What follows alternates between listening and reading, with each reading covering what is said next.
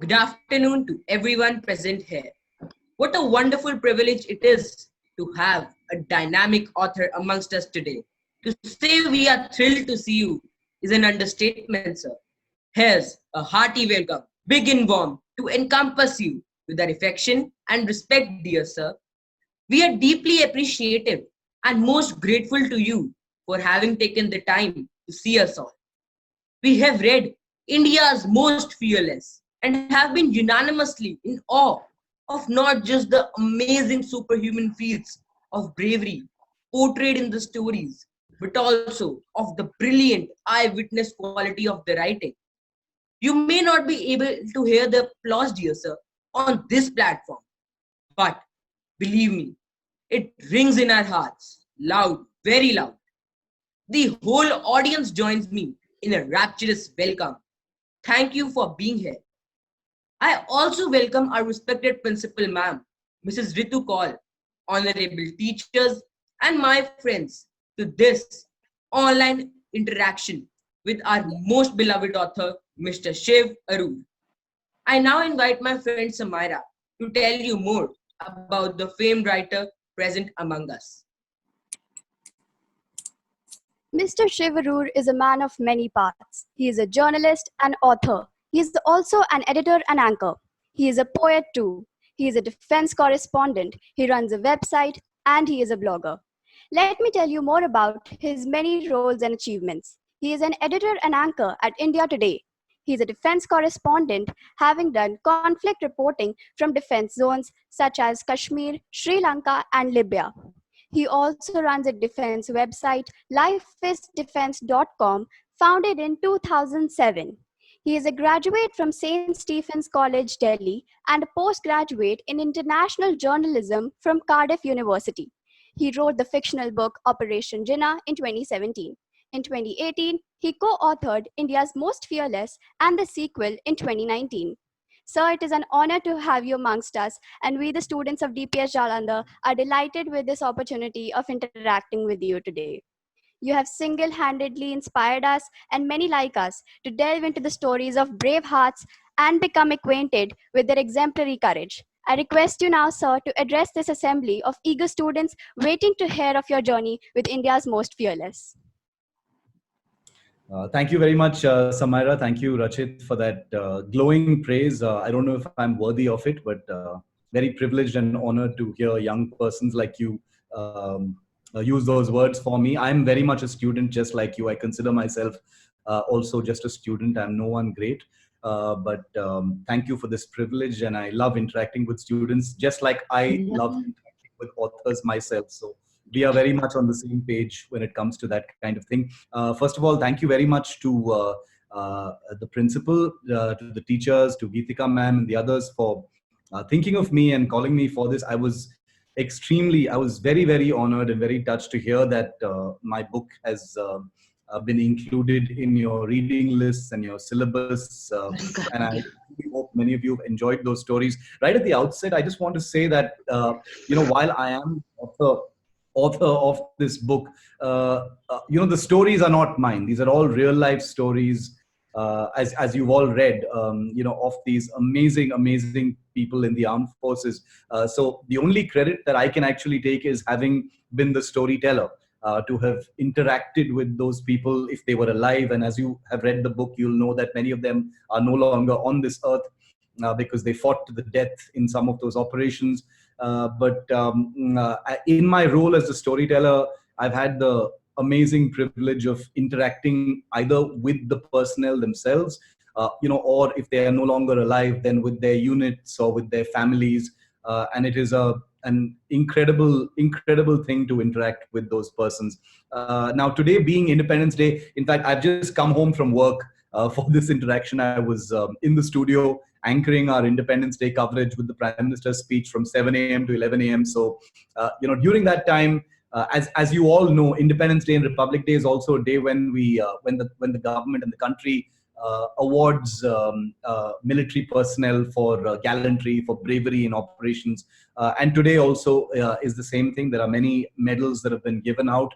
And I just wanted to tell you about one of those stories, because I always believe that there's nothing better than telling stories rather than, me just giving you gyan. You've already read the book, you know what's in the book. So I'll just give you a small example of a story that has stood out for me today as being representative or a great example of the bravery of our personnel. And I would very much like to consider this story for my next book. This is a story of two Indian Navy pilots, a commander and a lieutenant commander, who were flying a MiG-29. I don't know how many of you who follow the news very closely when it comes to the military, but these two pilots had basically gotten into their fighter jet in Goa last year. This was sometime in November last year. And they had taken off. This is a MiG-29 fighter jet. It's built to fly over the sea. These are naval pilots, so they're very, very qualified for this kind of thing, to fly over the sea. And as soon as they took off, they noticed that there was a fire in one of the engines. It's a twin-engine aircraft.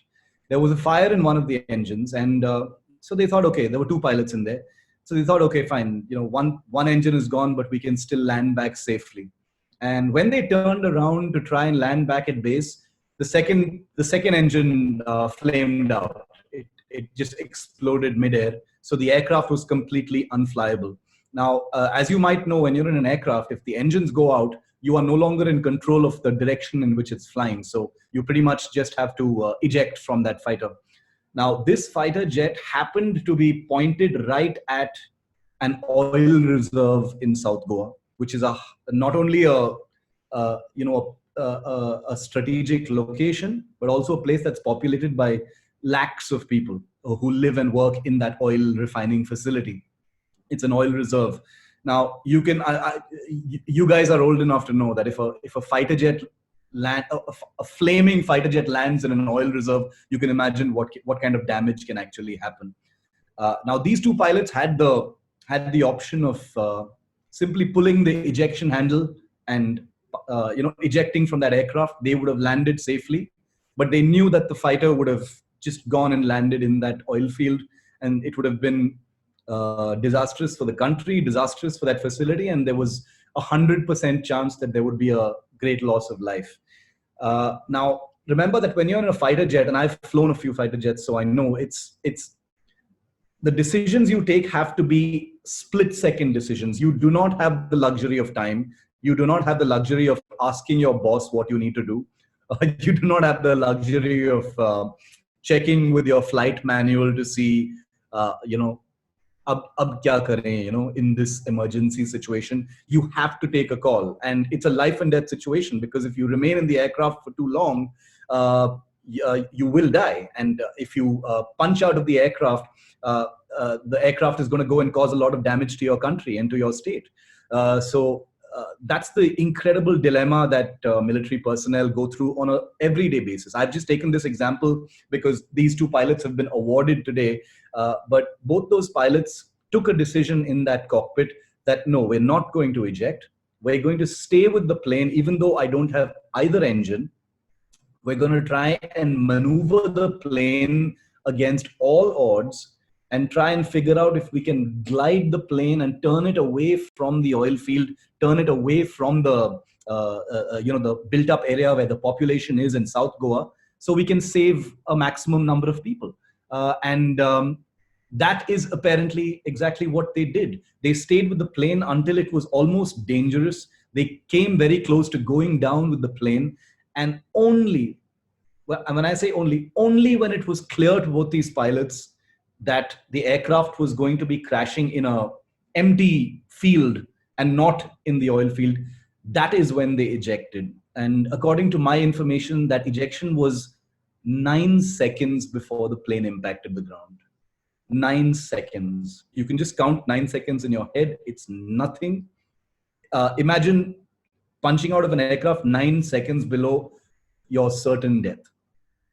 And the reason you stayed that long in the aircraft is because you want to save others on the ground. And the reason I've told this story is because none of us, and I hope none of us, ever have to take a decision like that, where you have to choose between your life and the lives of others on the ground. or the lives of others. In many of the stories that you may have read, it is literally a black and white decision that you have to take. In this particular case, both these pilots were fortunate enough where they were able to save their own lives as well as the lives of those they wanted to save. So that was a miracle for them. But in many cases, there have been similar incidents where pilots have been badly injured. They've lost their lives. They've gone down with the plane because they refuse to have somebody else's blood on their hands. Similarly with the Air Force, similarly with the Army. Those of you who've read all the stories in this book, and perhaps even the second book, India's Most Fearless 2, you will know that these are decisions that come to our military personnel every single day. It's not just pilots. It's not just army men. You guys study in Jalandhar. It's a cantonment. So I'm sure you study and live around lots of army families. So I'm sure that that culture is there as well, and some of those stories. Some of you may be from army families yourselves. This is a kind of culture that I have tried my very best to understand. How does a human take a rational decision when you're facing your end? What does it say about you that you can put somebody else's life above your own? It's very easy to sit here in an air-conditioned room and think about it. But those who've actually been in those situations, one would think that people who've conducted operations like these would be very proud and very, perhaps boastful about these things. And I can tell you, I have never met people more humble than guys who've done things like this. Like the pilots in this, I've met pilots who've done something very similar to this. Every time I've asked personnel like this, what was it like taking that decision? How could you take a decision when you knew that it could have ended your own life? And you know what they say? They say, I took a decision that anyone else would have in my place. That's how humble heroes are. They never project that there is anything unique about their life or that there is something special about the decision or their bravery.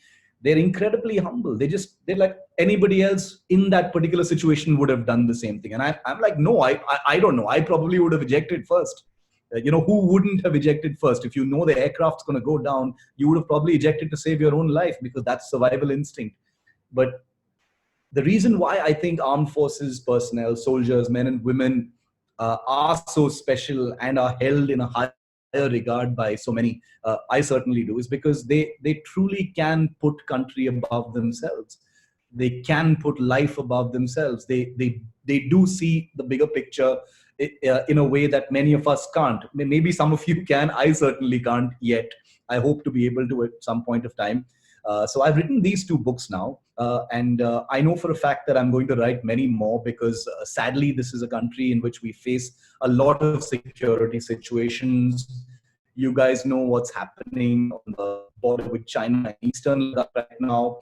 We face a very troublesome neighbor in Pakistan. We've got trouble in the Northeast. So the fact that there are going to continue to be military heroes, acts of heroism is a sad reality. I wish, me and my co-author Rahul have this thing that we say to each other. We'll say that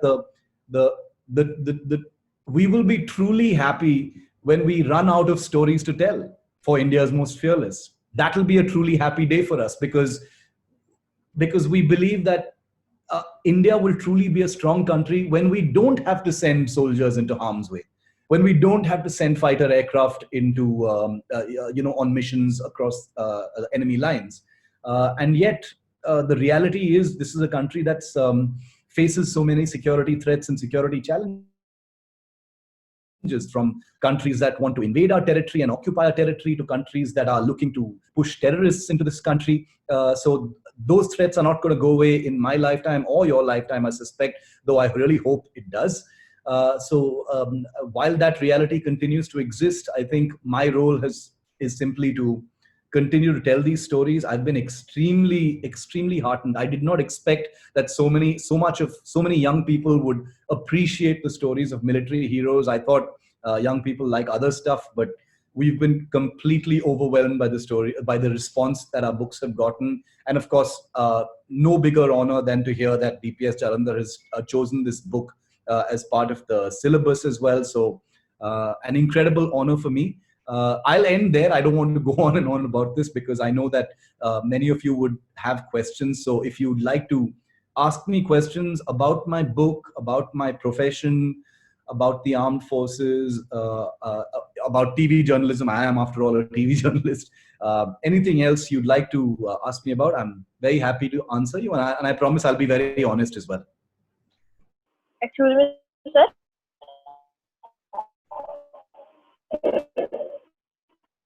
Yeah, Rachit, you can take it forward. Thank you so much, sir, for your kind address. Your powerful words have rekindled a deep reverence for our heroic soldiers and their brave sacrifices. Each one of us is richer by the experience of listening to you today. Thank you once again. Over to you, Rachit. So, many of us have been waiting with bated breath to ask a few questions of you. Kindly indulge us with your benevolence and illuminate our understanding of the text. May I ask Trisha to pose a question? Good afternoon, sir. Sir, as we all know that you had the opportunity of seeing army personnel work quite closely. So what did you learn from the strict and rigorous routine of those army officers? Please elaborate, and would you like to share any particular episode or event which occurred in your life?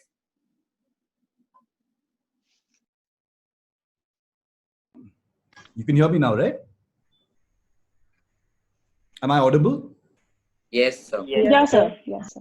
So the great question, and the thing is, I interact with military personnel on a literally daily basis because apart from an author, as you all might know, I'm also a journalist. So, and I've been reporting on military affairs and defense for since 2004. I've been doing this a long time. Great question. You know, what is it about their rigor and schedule? First of all, an incredible amount of discipline. I wish I had some of that discipline in my life. I don't. That's a confession. A total commitment to the job. It comes very, very easily to them because the kind of training that the Indian academies put our soldiers and officers through ensures that they are incredibly committed to their work. And not just hardworking, they're also very smart workers in terms of leadership, in terms of decision making. They're incredible guys. Since you've all read India's Most Fearless One, I'm going to go ahead and assume that you've all read the first chapter, which was about the 2016 surgical strikes. Now that was the let me say the most difficult chapter for us to actually put together because, as you may know, getting access to these guys is difficult. You know, the army tends to be very, very closed. They have to be very secretive for obvious reasons. So we had to work very hard to gain access to the officer who's called Mike Tango in the book. We couldn't take his real name to tell us all about the operation. And we were sitting with him in the basement of an army building, away from prying ears and eyes, to interview him for this book. And it was the first time that the officer, he was a major at that time, he's now a lieutenant colonel, was actually interacting with, forget about journalists, I think it was the first time he was interacting with anyone outside his unit in that sense. And we spent about 4 hours with him. And for the first 2.5 hours, he didn't tell us anything about the mission, like nothing at all. And we were wondering, we were saying that, you know, he's been cleared by the army to tell us all about this mission. Why isn't he telling us anything about it? And then we realized that this is an army special forces guy. He's just come back from across the line of control, where he's led this very, very daring mission in Pakistan occupied Kashmir, where they've, you know, eliminated a lot of terrorists, destroyed some terror camps, and come back. And, you know, probably the last thing on his mind right now is to, you know, describe the mission to a couple of curious journalists. So we had to take all of those things into account as well when we were interacting with the major. But yeah, to answer your question, incredible amount of discipline and incredible amount of commitment to the job, a no-nonsense attitude. and leadership qualities all through. That's one of the beautiful things about the Indian military is even though it's a very, very hard hierarchical structure where you have a pyramidal structure, each and every person in the army, the navy, and the air force has a leader in them, which is also perhaps why people from the military are so employable after their retirement. They're highly sought after by corporates, by companies, because they all have, excellent managerial skills. They're very conscious about time. A pledge is sacrosanct. Targets are very, very important to them. So these are very, very, very valuable people for the country at large. So that's what my big takeaway would be from the military. Thank you, sir. I can see that Tanisha has raised her hand, so she can ask a question. Good afternoon, Mr. Arul sir. It's a pleasure to meet you. First of all, happy Independence Day. I'm reading your book, India's Most Fearless, and it is really very good. It actually connects me to that very time when those things actually took place. Like when I read about Mohannath Goswami, my heart got a bit heavy. And how brave he was. I wanted Major Kumar to be right when he thought that Goswami might just be acting. An ideal commander, he sacrificed his life just to save his fellow mates. So, do you think that kind of comradeship exists outside the army? Is it even possible? Amazing question, Tanisha. And you've just named my favorite chapter. It's a very difficult question I face. People who've read my book, every single day I get this question, especially on social media, saying, Shiv, which is your favorite chapter in the India's Most Fearless series, part 1 and part 2? And we're talking about 30 stories in all. And even though I find it very, very difficult, it breaks my heart to take a decision and say this was my favorite story, because they're all amazing, as you've seen. The story of Lance Naik Mohannath Goswami is the story that affected me the most. It's a heartbreaking one for those of you who haven't read it. It's incredibly inspiring. It's also a story where after I wrote the chapter, I needed to take a 1-week break from writing, because it affected me so much. It didn't seem real. It seemed unreal. This was a soldier who was in some ways superhuman. I don't like using the word superhuman because I believe all humans are amazing, but this was truly a special soldier. And Tanisha, I can see why you were affected by it as well. To answer your question, whether that kind of camaraderie, that kind of selflessness exists outside the army, I'm going to say I'm sure it does. I'm not going to sit here and say that the army is the only place where you have great people and selfless, persons. I'm sure there are examples in our world of such people being that way. It's just Tanisha, that the army sort of affords situations. It presents situations to personnel where they need to take a decision about being that selfless with their own life.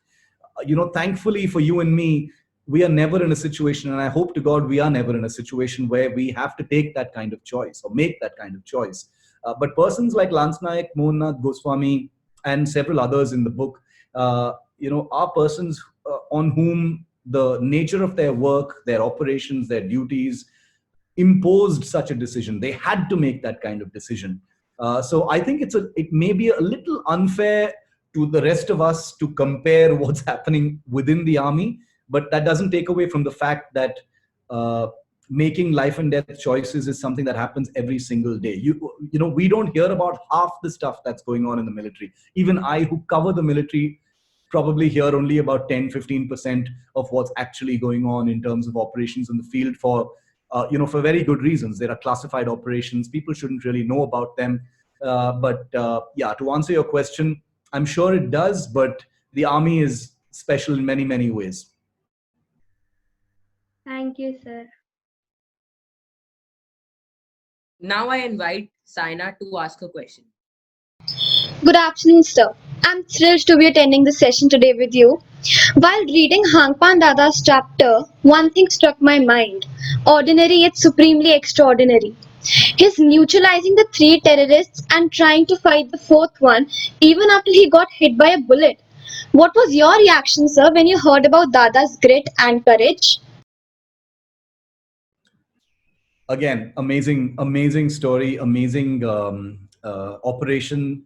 The men from Havildar Hangpan Dada's unit say that he was literally a dead man walking. He'd been hit and he'd been injured so badly, and yet he continued to fight. So, Saina, that's a question I've actually asked soldiers who've been there in that same fight. I've asked them, what is it? I mean, how can you be hit by 6 or 7 bullets, in some cases more bullets than that, 10, 15 bullets, and continue to fight? How do you do that? You hear about one bullet killing a person. How does a person continue to fight, forget about being alive, when you're that injured? And I think it's difficult to describe what that's like, but the closest I've come to understanding it is the words of Hangpan Dada's commanding officer, who basically told me, and he knew people who've had bullet injuries and survived, and he said that it's difficult to describe the kind of adrenaline that's coursing through you during an operation when your own life is momentarily secondary to the objectives of your operation. I don't know if you understand what I'm saying, but basically where achieving what you're trying to achieve, which is in front of you, is above trying to protect yourself from injury or death. And the kind of human effort that's going into trying and achieving that means that you stay alive just a little longer despite your injuries so that you can achieve that objective.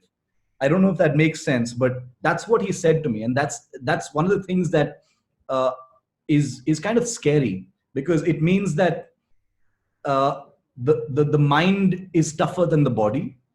And even though the body is giving way, the mind is pushing it to stay alive a little longer because of the kind of force of trying to finish what you're doing. That's the force of commitment and duty. And believe me, some people might think that this is all just sentimental stuff. This is all, drama and, emotional stuff. But like you said, the story of Hangpan Dada is a guy whose finger was around his trigger and his weapon was still firing after he had fallen. There may be scientific explanations for some of those things, but for a man to not just save his own men, but go down and continue to fight after he had fallen, and he knew he was dead. I mean, this is a man who knew he was dead. So I always picture such people lying there in the dirt, bleeding out, the last of their life exiting their body, and saying, I'm going to use this last ounce of my life to try and do something more, maybe stop one more terrorist or save one more guy from my unit. They've basically signed away their life. They're okay with it. They've made their peace that this is the end. And I, for one, have never been able to reconcile myself with that kind of situation. How do you make peace with your own end and still be so selfless when you're so, at death's door to do something like that? It's amazing. So I hear you. I have that same question, and I hope that makes sense. But I sincerely have that same question, and I continue to ask it of soldiers. Thank you, sir. It is Aditi's turn now. Good afternoon, sir. It's a pleasure to meet you. My question to you is, when did you finally decide that you have to write a book so that people can know about the sacrifices of the great soldiers, and how did you come to collaborate with Mr. Rahul Singh?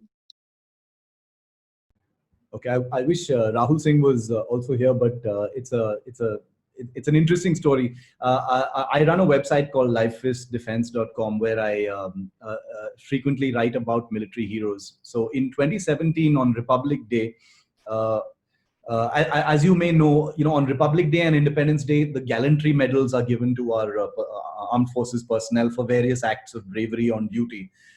In 2017, there was this one story which kind of stood out to me, and this was this was a young Indian Air Force pilot in Gujarat who was flying a fighter jet, and he was awarded with the Shaurya Chakra. So I was just looking. Many medals are given, but so I was just looking through the stories to see if there was anything interesting. And he's in the book that you have in front of you. So his name was Rijul Sharma, and it was a story of how he was flying the jet supersonic at I think 20,000 feet. Supersonic, that's like faster than the speed of sound, right? And his entire cockpit canopy like blew off, which is like a terrifying prospect. I mean, you're flying in a fighter jet alone, flying faster than sound, and your canopy blows off, which means you're like instantly one with nature, right? This was a young pilot, and he managed to land the plane without ejecting. Again, like I said, this brings me back to that earlier question about how do you take a decision like that. He decided to stay with the plane and land it. Anybody else would have probably ejected, and the plane would have gone. But because of his presence of mind, his training, and his guts and bravery, he landed the plane. So he saved himself, and he saved a very expensive aircraft, which is paid for by the taxpayers' money. So this was a really brave young pilot, and he was really young. So when I wrote that story, Rahul Singh, who's an old friend of mine, and he's also a defense correspondent with Hindustan Times, it was his idea. To be honest, it was his idea. The book was his idea. He reached out to me and said, this is a fabulous story. And the story had done really well. It had gone completely viral on the internet. So he reached out to me and said, why don't we tell more of these stories, collect them, and write them into a book? And then just a few months later, the surgical strikes also happened. And so that became our flagship chapter. And that's how it happened. So Rahul Singh and I have been friends for a very, very long time. And now through this book, we've also become co-authors. Thank you, sir. Now I request Rushil Rai Singhal to ask his question. Good afternoon, sir. So, as you are a journalist yourself, so what do you think about the role of media in a responsible democracy? Okay, very broad question. So I'll answer it in maybe 2 or 3 ways, Rushil. The primary role of the media is to inform. The secondary role, even though I consider it also a primary role, is to seek questions and seek accountability from institutions of power, including government and authorities of all kinds. The third is to empower audiences and the public with the information that they need to take good decisions as far as their life is concerned. So that's your theoretical view of what journalism is supposed to be about.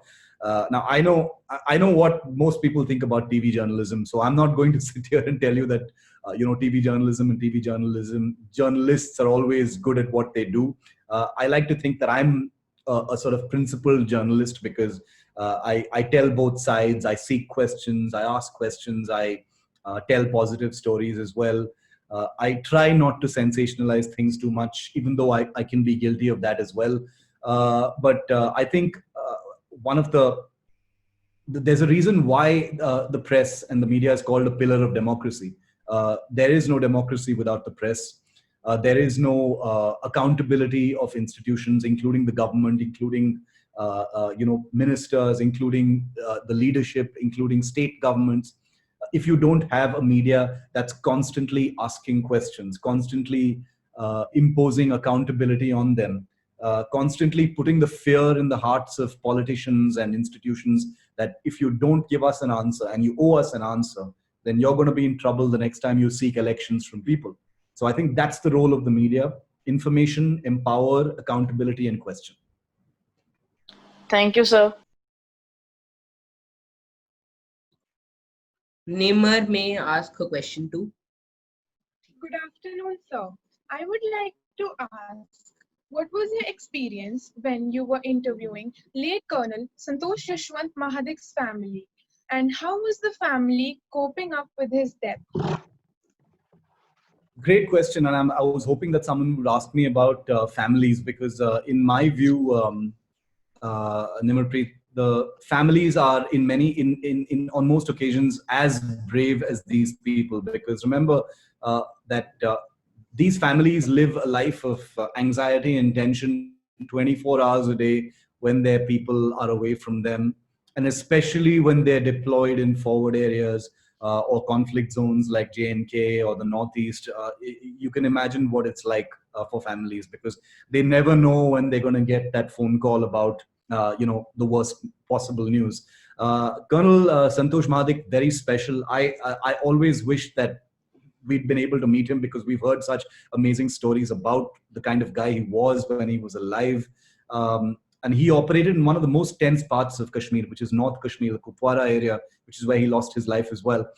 His wife, as some of you may know, his wife, Swati, very famously joined the army after his death. She enlisted to the army, and she joined the army, and she's in the army right now. I don't know how many of you actually knew that. She decided after her husband's death to follow in his legacy, continue his legacy of military leadership. She enlisted with the Officers Training Academy, and she's now in the army. So that's an amazing thing. They have 2 young children, but she decided that this is what I want to do. So the dead officer's wife is now in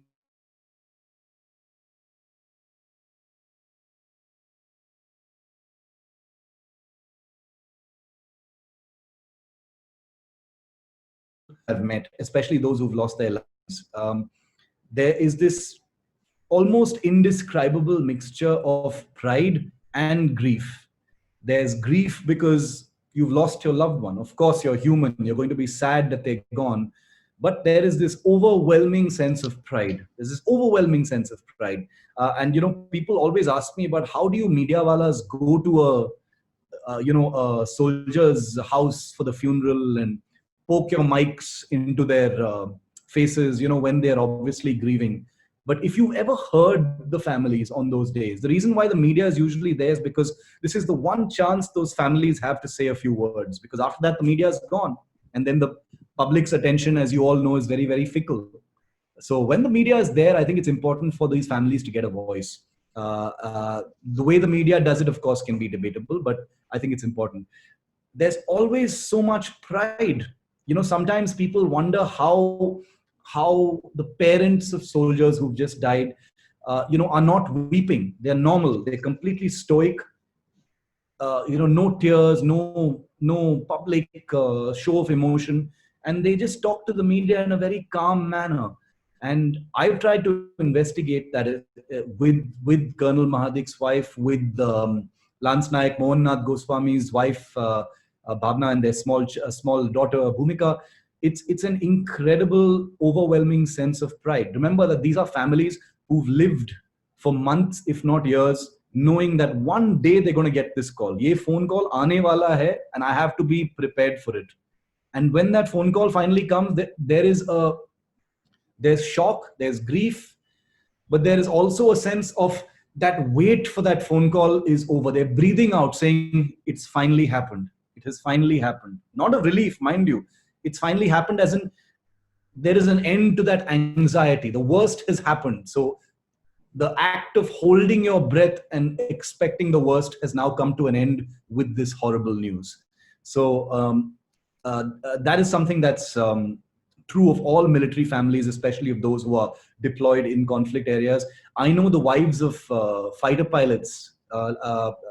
In the second book, you'll read the story of, in this first book, in fact, you'll read the story of a guy called Wing Commander Gaurav Chauhan, whose wife, she would know that her husband was in the air purely by sound, just by sound. They lived at the Jodhpur Air Force Base. She would hear her husband.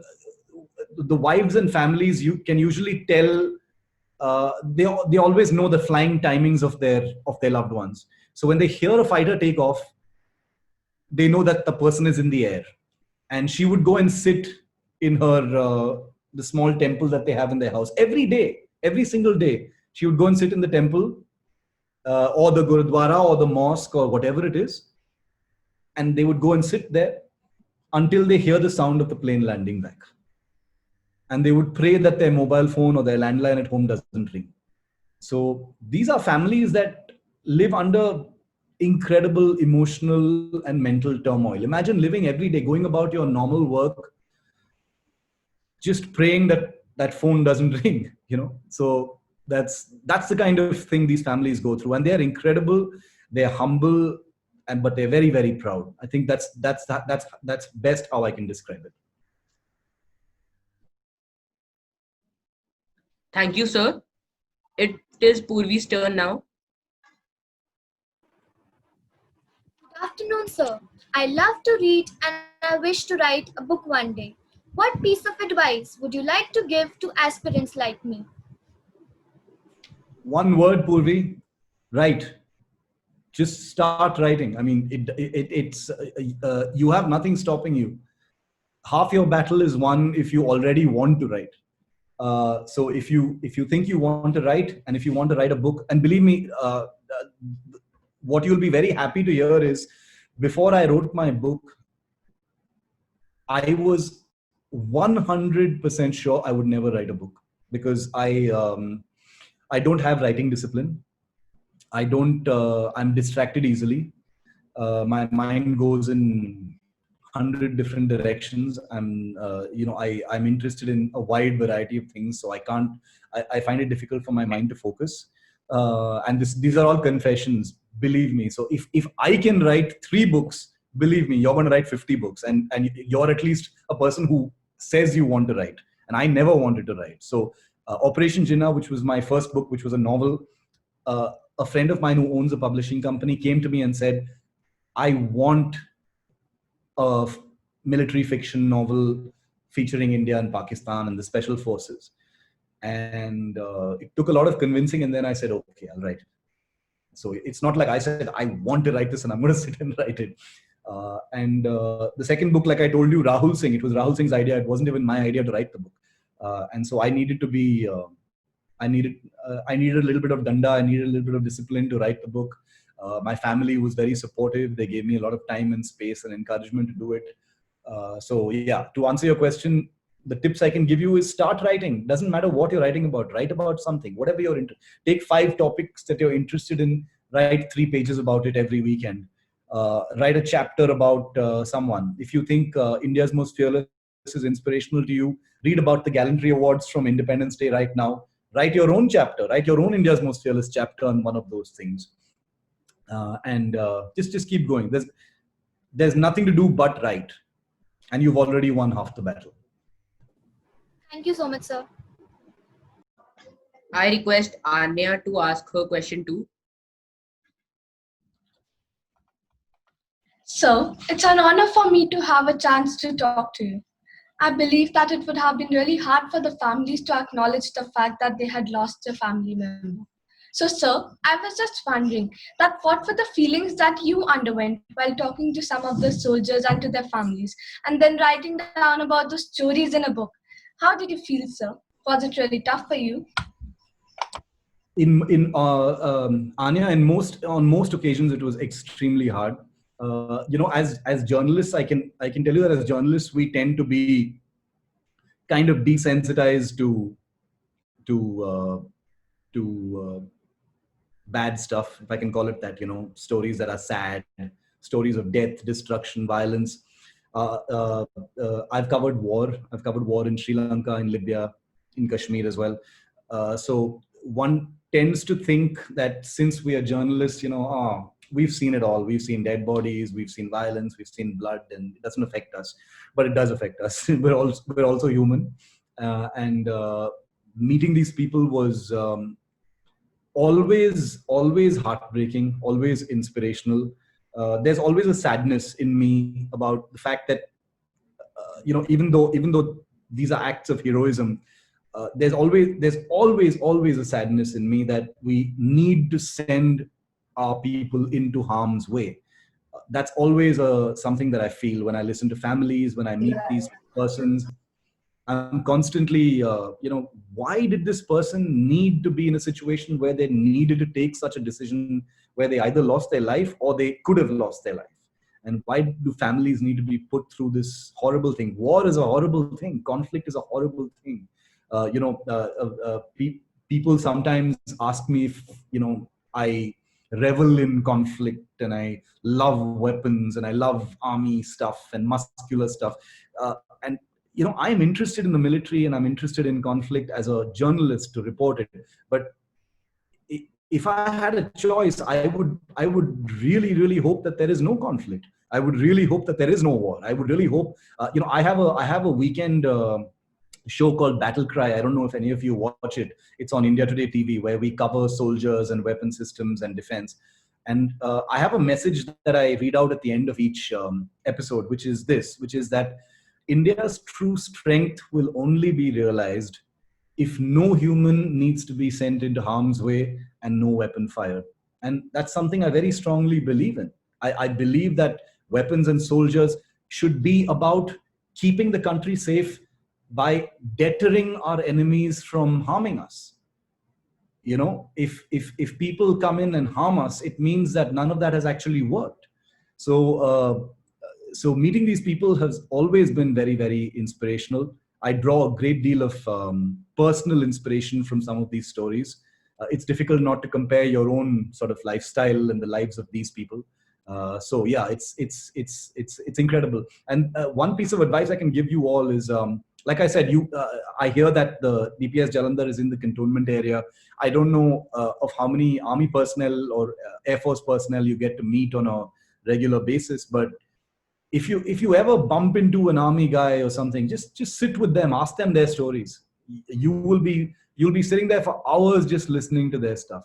Every single soldier has an incredible backstory, and the stuff they do is on a daily basis, routine stuff. Like routine stuff is 100 times more interesting and exciting than the stuff we do. So next time you see a soldier in an airport or a pilot somewhere, or they're in their uniform, you'll see their little shoulder tags and stuff. Just go up to them. They love interacting with students. They love speaking to youngsters. There's a shortage of people in the armed forces as well. So just go right ahead and speak to them. You won't even need someone like me to tell you the stories. You'll hear them firsthand from the heroes themselves. Thank Thank you, you, sir. sir. That gives me goosebumps. Thank you, sir, for patiently addressing our queries and answering them with affection and simplicity. Our principal, Mrs. Ritu Kaul, is here with us every step of the way, leading us to newer horizons and possibilities. I request her to speak a few words on this occasion. Yeah, thank you, Shiv. So, very good afternoon and a very warm welcome once again. Speechless. I don't feel like speaking now. I just want that you should keep on interacting with my children. And it's not every day that we get a chance to talk to a multi-talented personality like you. And indeed, it's an honor to have you amongst us. And that too on this auspicious day. I think it is perhaps the best way to celebrate Independence Day. Talking about and remembering the inspiring stories of the real life heroes, their struggles and victories, and also about, most important, the journey of the author himself. So please accept my heartfelt appreciation for your writings. You have brought the supreme sacrifices of the brave hearts alive in a very simple yet powerful language. I would like to share with you, Shiv, and I was speaking to you yesterday when I was interacting with you, I told you the same thing I would like to share with you again, that my aim of bringing my children close to what it takes to be a patriot, an adorned officer, a soldier, and even a martyr's family member has been fulfilled by adding your book in the school curriculum. So thank you for that. Having read the book, I have seen my children becoming grateful for the privileges life has given to them. That's a big achievement, I think, in today's scenario. And I'm very sure after this interactive session that my students are even more enlightened after hearing it all from you. And this interactive session has been truly inspiring, believe me. We all feel even more indebted to the Indian forces. Thanks to you for giving us that magnified vision of reality. So I look forward now, Shiv, to you bringing out another one and making it a trilogy.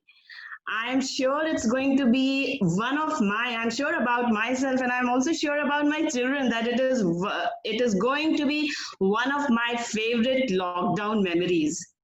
I wish you all the best for your future endeavors, Shiv. Thank you for sparing your valuable time for DPS Jalandhar. Jai Hind.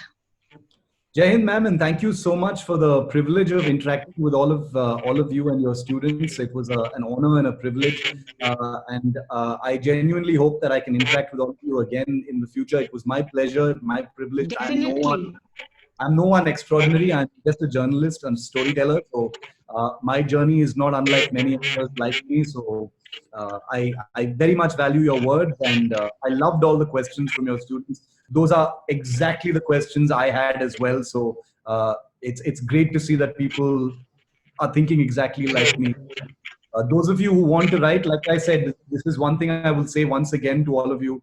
If I can write, anyone can write. Okay. So again to all of you, and have a great rest of the lockdown. Hopefully, the next time we meet will be in person. Definitely, Shiv. Definitely. Thank you. Thank you, ma'am. Now I request my English teacher, Mrs. Reena Kalu, who is an integral part of her experience of reading IMF, to speak a few words and conclude the event. Good afternoon to you, Mr. Arur, Principal Ma'am, my colleagues and students. I have goosebumps right now, having listened to you, and you answering children's questions and all that, and stories about the army men. I really have goosebumps. I don't know how well can I speak right now, but just to lighten the mood, I saw the poster of Pulp Fiction behind you. Is it one of your favorite movies? Yes, an iconic one. Yeah. So indeed, today after speaking to you and listening to you, we can now fully appreciate the lofty ideals, the firm resolve, and the difficult journey behind India's most fearless.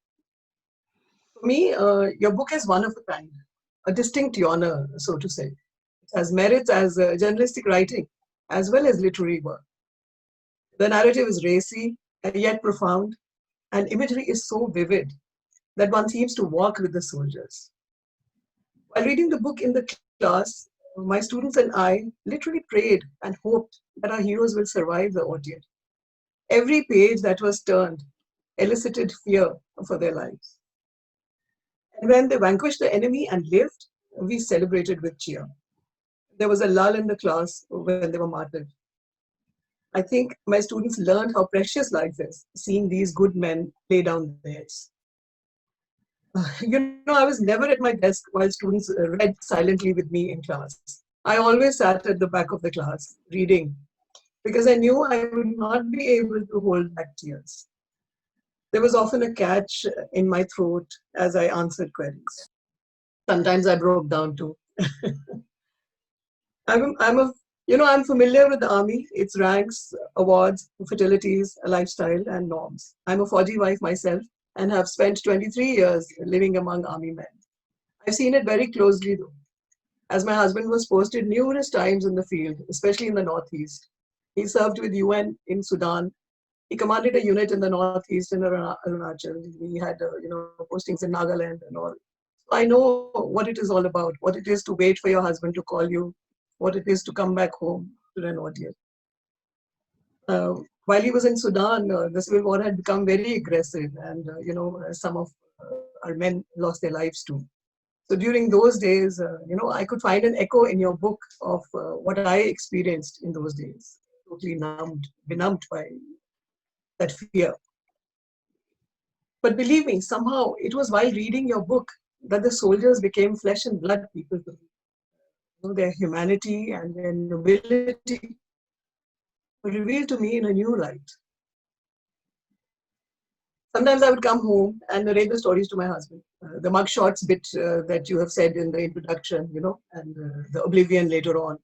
Colonel Mahadik's son sitting on the coffin, not knowing what has happened. Hangpan Dada's finger on the trigger. All of them moved me deeply. And the children were moved too. I saw them growing up, you know, becoming more responsible and decent right there in the classroom, having read IMF. The hardship, the sacrifice, the courage it takes, it all seeped into children's consciousness. Whether they know it or not yet, this book will shape their worldview, their sensibility. They will be able to demarcate patriotism from jingoism. They will root for heroes, for soldiers, not for war.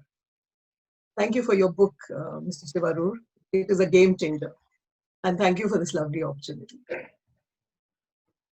Thank you very much. Those are very, very touching words. And if even half of that, what you said is true, then you've made my day, my year, my century. It's really a privilege to hear from students feeling this way. And I thank you, ma'am, and your husband for his service as well, as I do for all people in the services, because we owe them thanks every single day. Because one of the things that you said, you know, which is differentiating between jingoism and patriotism is such an important thing in this day and age, where you see a lot of nationalism and open nationalism. And patriotism is such a quiet thing, isn't it? It's just love for your country. It's love for the people who protect this country, protecting its integrity. You don't need to shout about it. You don't need to wave a flag.